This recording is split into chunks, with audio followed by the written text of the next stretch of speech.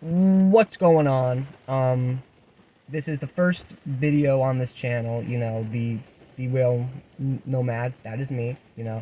Um, but on this channel, I'm gonna be doing a whole bunch of different things. I'm gonna be doing this podcast where this will be more informative. I'll be talking about spirituality. Witchcraft. Religion, philosophy, both regarding my own personal practices and beliefs. Sorry, I got a bit of a stutter. Um, but um, but I'll also be talking about it from a more objective lens, and giving. I'll just be talking about a lot of different shit. It's gonna be a more informative, while I'll also be doing videos of me like camping. I'm a big camper. I'm a big outdoorsy guy. I might post like my own like rituals on here that I do.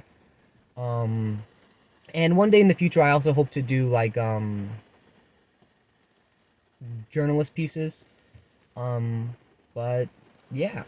So um, I was just looking back at that, and I realized that I didn't actually say my name. I said all that, but I didn't say my name. So my name's Ty. Nice to meet you all. Welcome to the Whale Nomad channel. I don't know who that guy was.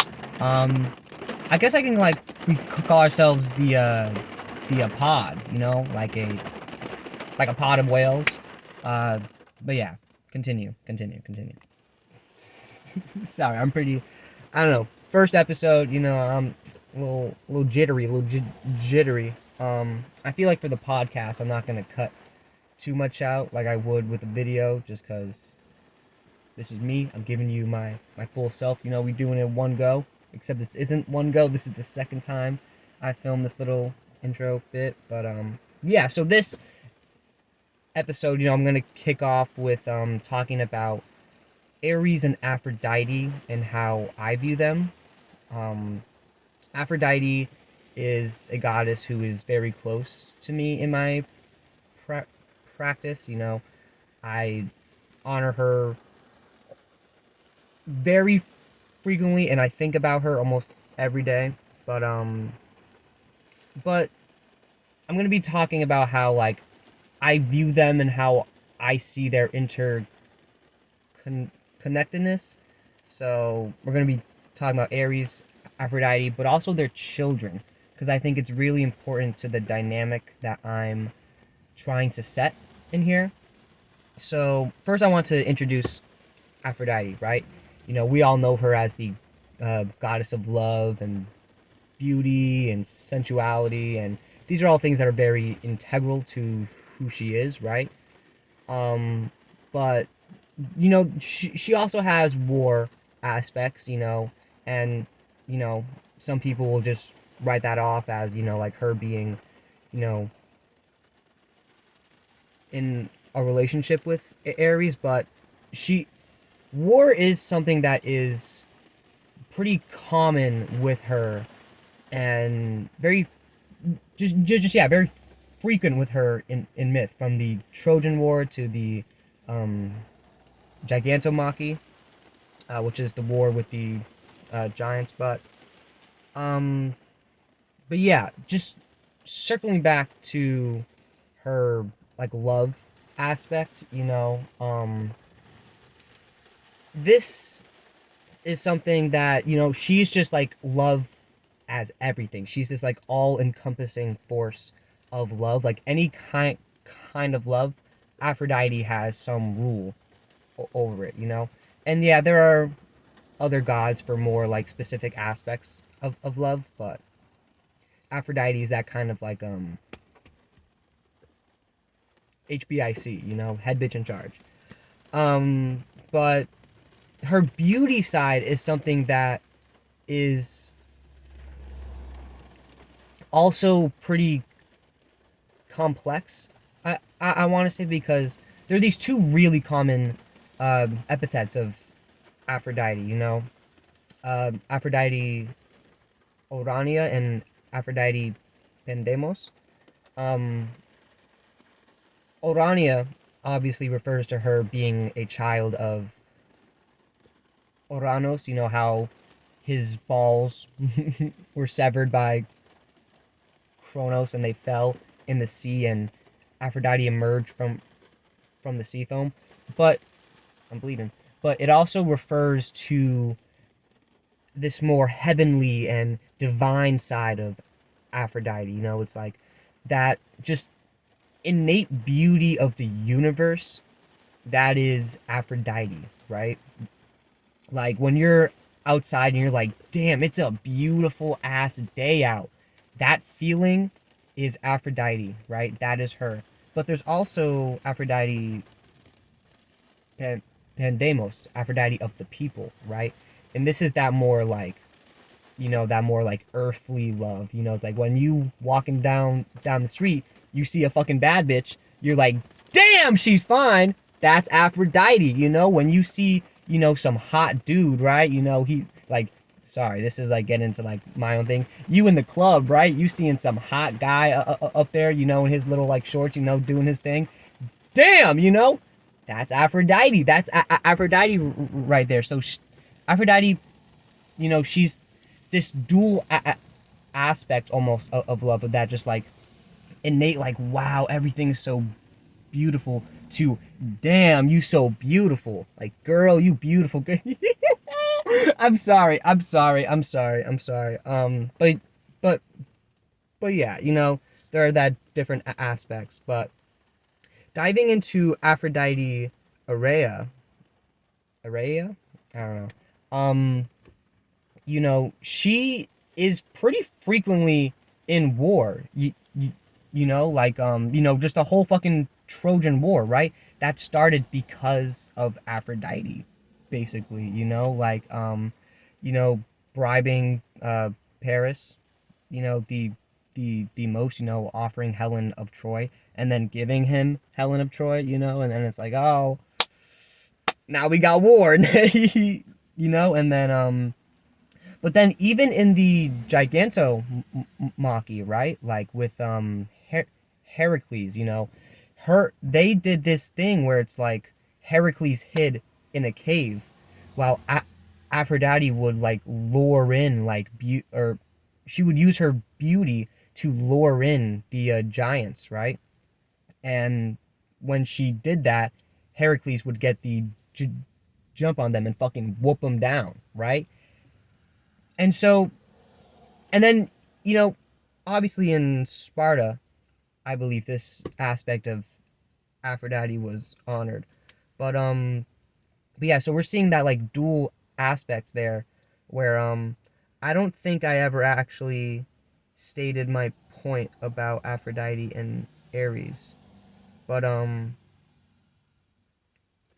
so I'm sorry, this is fucking awful. But so my kind of point there is that they're both these like gods of passion, right? And together, they are the gods of passion, and they rule over the two opposite ends of passion, almost, or the two opposite expressions of passion, and obviously, love, we can all agree is very passionate, right? And Aphrodite is a very passionate person, right? You know, um, just being the goddess of love. But then we can also see in her relationships, she tends to be very, like passionate. Like she was very passionate about Adonis, and she fought,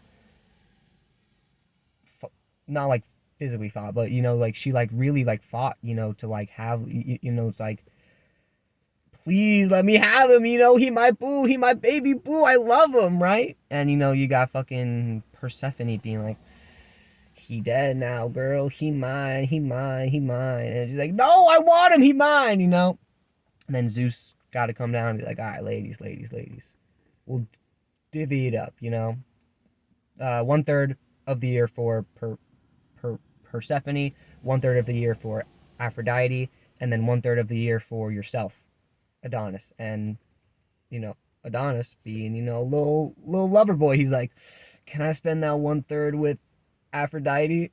And Zeus is like, I don't give a fuck what you do with that 1/3, man. It's your 1/3. Yo, I can only imagine how Persephone feels about that. It's like, damn, yeah, I thought we had something too, but but but but yeah, but then we also see, kind of with Ares, she's also very passionate, to the point where she's willing to cheat on her husband with him. And to be fair, she didn't want to marry her husband, Hephaestus. I mean, but but yeah, there's that clear, very like passion, like passionate side to her. But we also see this in Ares, right? We see this in the god of war. Ares is he's the god of war and bloodlust. And just like the culture around war back then, it was something people were very passionate about. At least in a lot of cultures. Especially in Sparta. Where Ares was honored. More so than he was in other places, but war was a very passionate thing back then, and it's like when you went out to war, a lot of these people were deeply like I'm gonna go out there, I'm gonna do the best I can, I'm gonna whoop ass, I'm gonna kill these people, right? And obviously I'm not a super big like war guy, but back then a lot of people were. But he's also the god of civil order and rebellion, and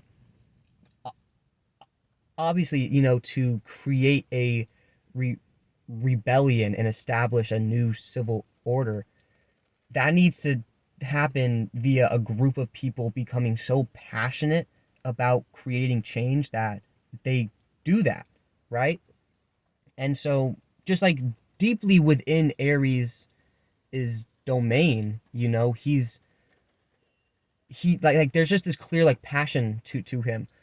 But we also see it in a lot of his myth, like when he, in certain versions of the Adonis myth, Ares becomes so jealous of him that he turns into a boar and kills him, right?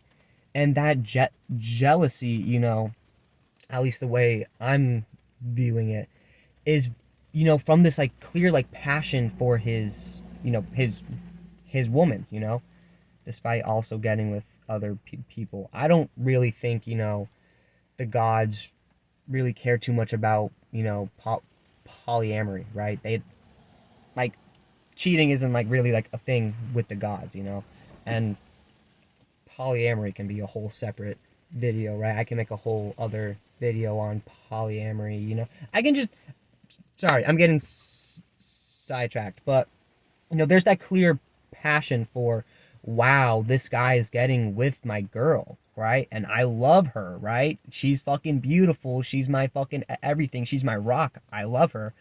And I just can't stand it. She's spending more time with him than with me now. I gotta go kill him, right?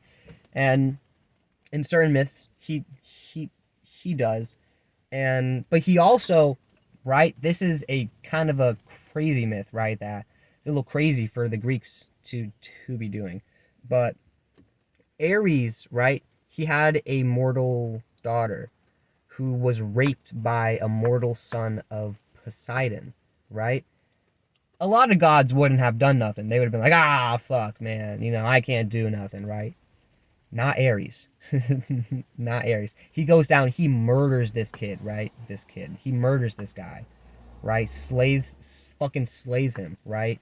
And a lot of people point to this as Ares being like a defender of women, right? And that's obviously true. He is a defender of women. He's a and averter of sexual abuse, which is something that, sorry, another like side note, is something that Aphrodite is associated with too.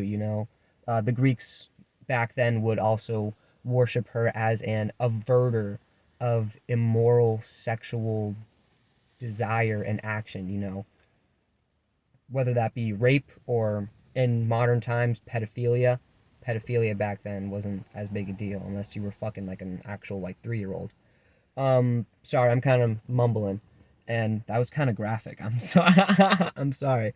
Um, but and then that went into like a whole like trial where Ares, went like in a fucking court with P- Poseidon, and you know Poseidon, he's being like, he killed my son, right? He fucking killed my son. That's my son, right? My fucking baby boy.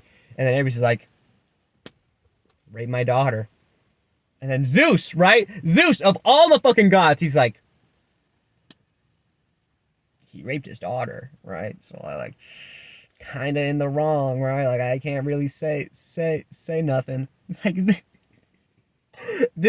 I'm so sorry, but it's like, given how the Greeks usually portrayed rape in myth, I think it's very interesting that this is something that was so like integral to Ares's character that a myth was created about it. Um, but then there's just that also clear like passion for his children, right? For that love of his children's like, you can't just rape my fucking kid, right? I'm not gonna let you just touch my kid, right? And so he does it, right? He kills the kid. Um, and that's actually a good transition into the children, but I kind of want to re-emphasize that point of Ares and Aphrodite being these two gods of passion, just opposite ends of it almost, where Aphrodite is typically, this like loving, like, yes, yeah, that just like loving force of passion, while Ares is that more like aggressive side of it, right? And obviously, these things exist within both of them, right? Love exists within war, and war exists within love, right? That's why Ares is such like a loving father, that's why Ares, killed Adonis. He killed Adonis because he was so overcome with jealousy due to his love of Aphrodite, right? And then we also see these war aspects in Aphrodite where she's utilizing her beauty to, you know, like attract the giants and, have them be slayed. Um, but then, we also see their children as almost like the consequences and results of passion, right? Like I want to start off with Eros, the god of love and sexual desire, right? And he was also viewed as a primordial god of uh, procreation.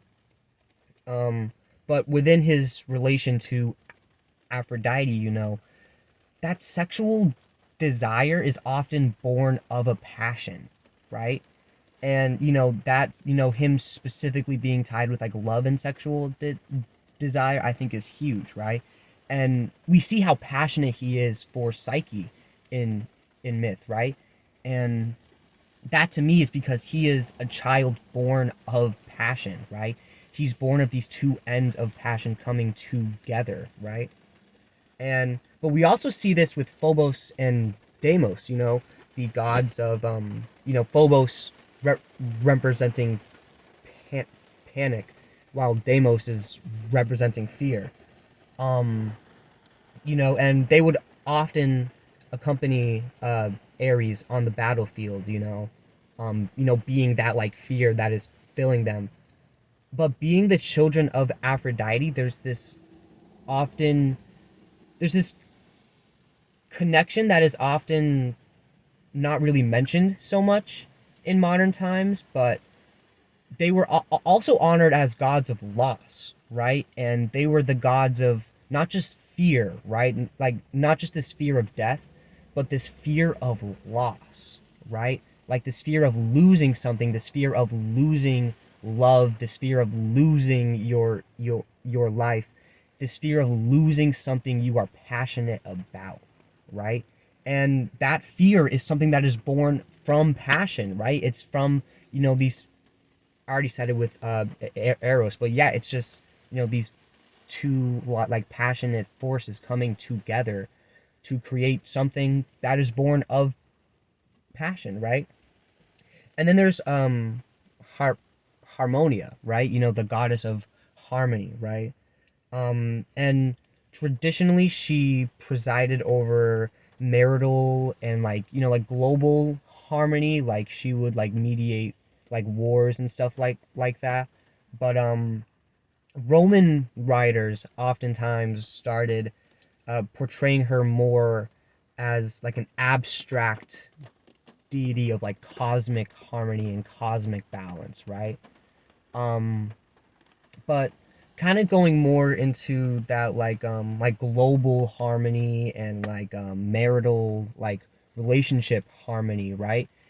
That's another thing that is born from passion and is a consequence of passion, right? It is, when it comes to global harmony, it is a result of people who are passionate about creating peace that, they create harmony, right? And then, like with relationship harmony, right? Obviously, it's from two people, or multiple people, right? Um, who are so passionate about each other that they create peace and harmony with each other. I also want to talk about another child that I don't see a lot of people talking about. Um, and if I'm not wrong, I do think he is more Roman. But his name is Enteros, and he is he's one of the erotes, right? Like the winged, children, and yeah, the winged children of Aphrodite. Um, but he represents more like reciprocal love, right? And he was seen as an avenger of unrequited love, right? And he was created almost as like like a balance to Eros, right? Like as Eros being a child of Aphrodite and Ares, and he was often portrayed with him, right? A lot of times, like on Aphrodite's scale, right? Like sometimes you'll see her holding, the like some like a scale, and on both ends you'll see a winged child, one being Eros and one being Anteros, right? And Anteros, he was created as this like counterpart to Eros, right? Like Eros is the god of desire and like wanting and yearning, right? While Anteros, he is the reciprocal of that. He gives, right? He gives the. So the way you can kind of see it is like Eros is the chaser. He's the one who was like, "Oh, I want you, I want you." And Teros is like, "All right, you can have me. You can have me. I'm here for you. I'm here for you." That's him. That's him. And again, he is obviously born of passion, right? All all their children are born of passion, and are the results of passion. Um, and yeah, that's something that that's just been kind of interesting to me. It's a realization I say I would I've kind of had for like a while now, where I've seen Aphrodite and Ares as you know like this one force of passion as two separate expressions. Um, but it wasn't until I actually started, like planning out this episode and doing like more research on their children, where I came to the realization that they rule over the like product of passion, right? And that's a point that I'm just kind of restating. But I kind of want to end this with like further research, things that you can get into after watching this. And one thing I would say, sorry, the rain. One thing I would say besides obviously, researching these gods individually. I'm sorry, I'm just gonna grab this. I would also say research their relationship to each other, right? Like research how, Phobos and Deimos, interacts with their father on the battlefield, see how Eros is with Aphrodite, research their myths. But I will be doing more. The next little bit of the podcast will be going more in depth on on Ares and Eros. I'll try to do more research on Phobos, Deimos, Harmonia, and Anteros, but those might be farther down the line. But the rain's picking up, so I'm gonna go. But yeah. See ya.